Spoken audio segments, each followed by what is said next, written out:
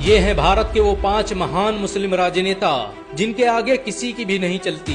Times of India के सर्वे के मुताबिक ये राजनेता इतने प्रभावशाली हैं कि इनकी एक आवाज पर पूरा भारत एकजुट हो जाया करता है। इन राजनेताओं को भारत सरकार विभिन्न अवार्ड से सम्मानित कर चुकी है। भारत को विश्व शक्ति बनाने में इन मुसलमानों का बड़ा योगदान रहा। भारत के 5 महान मुस्लिम राजनेताओं की लिस्ट में पहला नाम असदुद्दीन ओवैसी का आता है। टाइम्स ऑफ इंडिया के सर्वे के मुताबिक असदुद्दीन ओवैसी भारत के सबसे लोकप्रिय मुस्लिम राजनेता हैं। पिछले साल उन्हें दुनिया के 500 सबसे प्रभावशाली मुसलमानों की लिस्ट में शामिल होने का खिताब दिया जा चुका है। असदुद्दीन ओवैसी को भारत सरकार संसद रत्न अवार्ड से भी सम्मानित कर चुकी है। लंदन से लॉ ग्रेजुएट ओवैसी आज भारत के सबसे ज्यादा पढ़े लिखे मुस्लिम राजनेता हैं। हैदराबाद में जन्मे ओवैसी के आज कई हॉस्पिटल और मेडिकल सेंटर चलते हैं जिनमें लोगों का मुफ्त इलाज किया जाता है। बहुत कम लोग जानते हैं कि असदुद्दीन ओवैसी के ट्रस्ट सालार मिल्लत के तहत 12 कॉलेज, 9 स्कूल और 2 हॉस्पिटल चलते हैं। उनके जरिए बनाया गया ओवैसी स्कूल ऑफ एक्सीलेंस और दक्कन मेडिकल कॉलेज हैदराबाद का बेहतरीन कॉलेज है। उनके पॉलिटेक्निक कॉलेज, इंजीनियरिंग कॉलेज और कॉलेज ऑफ फार्मेसी में हजारों लोग शिक्षा हासिल करते हैं। भारत के 5 महान मुस्लिम राजनेताओं की लिस्ट में दूसरा नाम बदरुद्दीन अजमल का आता है। मौलाना बदरुद्दीन अजमल को दुनिया के सबसे प्रभावशाली मुसलमानों की लिस्ट में जगह दी जा चुकी है। बदरुद्दीन अजमल के आज असम में 56 से अधिक स्कूल और 22 डिग्री कॉलेज चलते हैं। उनके द्वारा स्थापित किए गए अस्पतालों में लोगों का मुफ्त में इलाज किया जाता है। बदरुद्दीन अजमल दुनिया की मशहूर परफ्यूम कंपनी अजमल परफ्यूम के मालिक हैं। उनके द्वारा बनाई गई परफ्यूम आज पूरी दुनिया में इस्तेमाल की जाती है। दुबई से लेकर अमेरिका, रूस और जापान में भी इनके शोरूम मौजूद हैं। बदरुद्दीन अजमल की party all India United democratic front Assam की दूसरी सबसे बड़ी पार्टी है। इनके द्वारा स्थापित किया गया अजमल फाउंडेशन आज असम का सबसे बड़ा गैर सरकारी संगठन है। ये संगठन अब तक लाखों लोगों का मुफ्त में केस लड़ चुका है। मौलाना बदरुद्दीन अजमल ने एशिया के सबसे बड़े मदरसे दारुल उलूम देवबंद में शिक्षा हासिल की है। वो वर्तमान में असम के जमीयत उलमाए हिंद के प्रदेश अध्यक्ष भी हैं। मौलाना बदरुद्दीन अजमल को जीत दिलाने में जमीयत उलमाए हिंद का बड़ा किरदार रहा। इनके द्वारा स्थापित किए गए स्कूलों और अस्पतालों से आज पूरा असम फायदा उठा रहा है। अजमल फाउंडेशन द्वारा चलाई जा रही अजमल सुपर 40 नाम की योजना के तहत हर साल 40 मुसलमानों को आईएएस और आईपीएस की मुफ्त शिक्षा दी जाती है। भारत के 5 महान मुस्लिम राजनेताओं की लिस्ट में तीसरा नाम हामिद अंसारी का आता है। यूपी में जन्मे हामिद अंसारी आज भारत के सबसे पढ़े लिखे मुस्लिम राजनेताओं में से एक हैं। उन्हें आधुनिक भारत का अब्राहम लिंकन भी कहा जाता है। हामिद अंसारी ने भारत के लिए जो किया वो आज तक कोई नहीं कर पाया। वो कई सालों तक अलीगढ़ मुस्लिम यूनिवर्सिटी के वाइस चांसलर रहे। फिर लगातार 2 बार उपराष्ट्रपति बनकर उन्होंने इतिहास रच दिया। हामिद अंसारी ने उपराष्ट्रपति रहते हुए मुसलमानों से जुड़े बहुत से बिल पास करवाए। ये कई सालों तक नेशनल माइनॉरिटी कमीशन के अध्यक्ष भी रहे।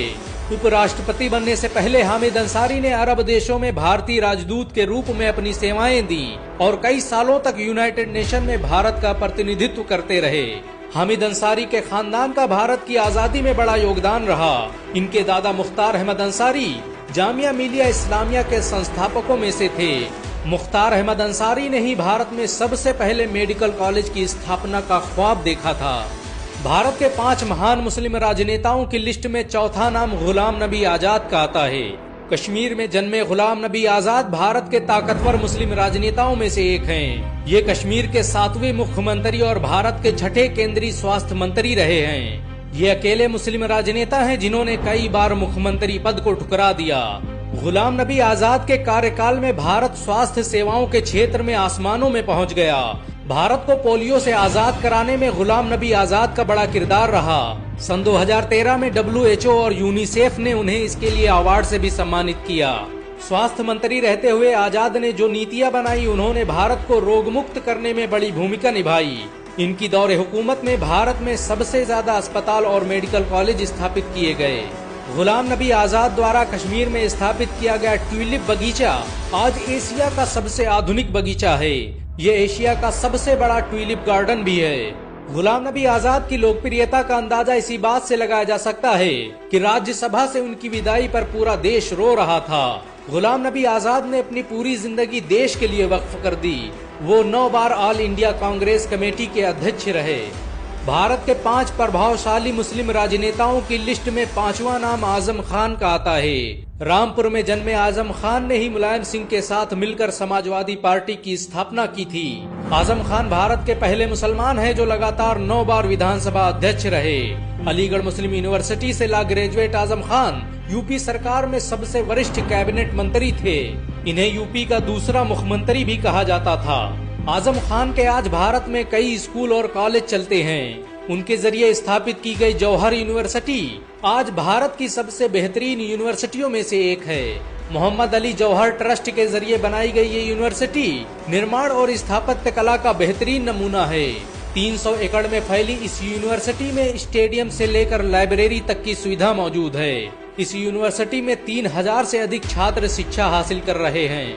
मोहम्मद अली जौहर यूनिवर्सिटी में बनी मस्जिद में एक साथ 8000 लोग नमाज अदा कर सकते हैं। ये भारत की अकेली यूनिवर्सिटी है जिसकी स्थापना पर राज्य सरकार का पूरा मंत्रिमंडल मौजूद था। इन सब के अलावा भारत में बहुत से मुस्लिम राजनेता हैं जिन्होंने भारत की अस्मिता, अखंडता और सुरक्षा के लिए अपना सब कुछ कुर्बान कर दिया।